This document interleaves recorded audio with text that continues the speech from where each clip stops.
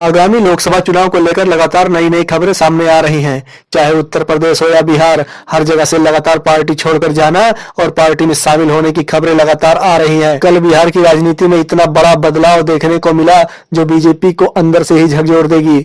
बिहार की राजनीति का ये सबसे बड़ा बदलाव माना जा रहा है। जन अधिकार पार्टी के मुखिया पप्पू यादव जी ने अपनी पार्टी का कांग्रेस में विलय कर लिया है और एक तरफ बीजेपी से पशुपति पारसनाथ भी नाराज दिखाई दे रहे हैं।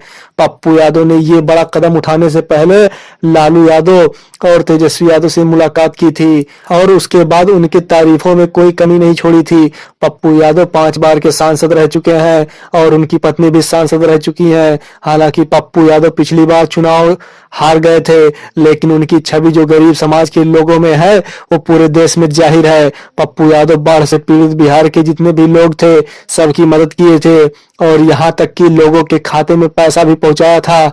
अब इतने बड़े नेता अगर इंडिया गठबंधन में आते हैं तो आप समझ सकते हैं कि इंडिया गठबंधन को कितनी मजबूती मिलेगी और बीजेपी वाले किस हद तक परेशान होंगे। बताया जा रहा है लालू यादव ने पप्पू और मुकेश साहनी जो कि विकासशील इंसाफ पार्टी के मुखिया हैं, इन दोनों लोगों के सामने ये प्रस्ताव रखा था कि आप दोनों अपनी अपनी पार्टियों को या तो कांग्रेस में विलय करिए या फिर राजद में। तो पप्पू यादव ने लालू यादव की बातों को मानकर उनकी बातों की इज्जत को रखते हुए कांग्रेस में अपनी पार्टी का विलय कर लिया।